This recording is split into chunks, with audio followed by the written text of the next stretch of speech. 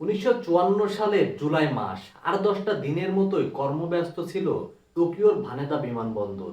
সূর্য যখন মাথার উপরে তখন বিমানবন্দরে হাজির হয় এক ইউরোপিয়ান বিমান।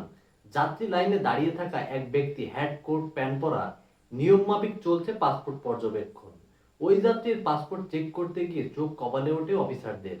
যে দেশের নাম লেখা আছে পাসপোর্টে সেই দেশের কোনো অস্তিত্বই নেই পৃথিবীতে। টরেট নামের দেশের কথা কেউ আগে কখনোই শোনেনি।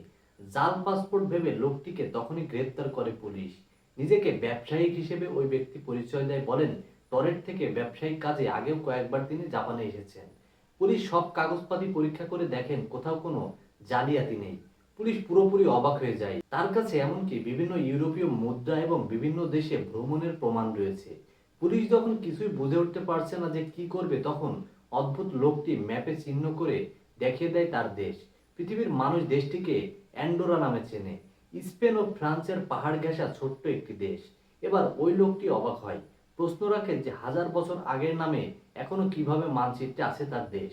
অদ্ভুত লোকটি টোকিওর যে সংস্থায় কর্মরত বলেছিলেন, সেখানে খোঁজ নিয়ে জানা যায় যে আসলেই ওই নামের একটি সংস্থা রয়েছে। তবে লোকটি যেই হোটেলে থাকেন বলে জানান, সেই হোটেলের অস্তিত্ব থাকলেও হোটেলে সেই লোকটির কোনো নাম ছিল না। বিমানবন্দরের সামনেই একটি হোটেলে তাকে সেই রাতের জন্য রাখা হয়।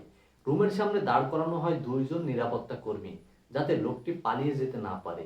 রুমের ছিল শুধুমাত্র একটি দরজা, ছিল না কোনো ব্যালকনি, এমনকি ভবনের একেবারে উপরের দিকে ছিল তার রুম।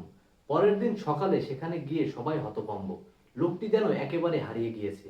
তার সাথে থাকা কাগজপাতিগুলো আর সেখানে কিছুই নেই। অনেক চেষ্টা করেও তাকে কোনোভাবেই আর খুঁজে পাওয়া যায়নি। কিভাবে তিনি সকলের চোখে ফাঁকি দিয়ে চলে গেলেন তা আজও জানা যায়নি।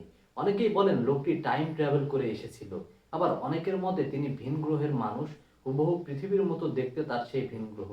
ওই গ্রহের একটি দেশ হলো টরেট।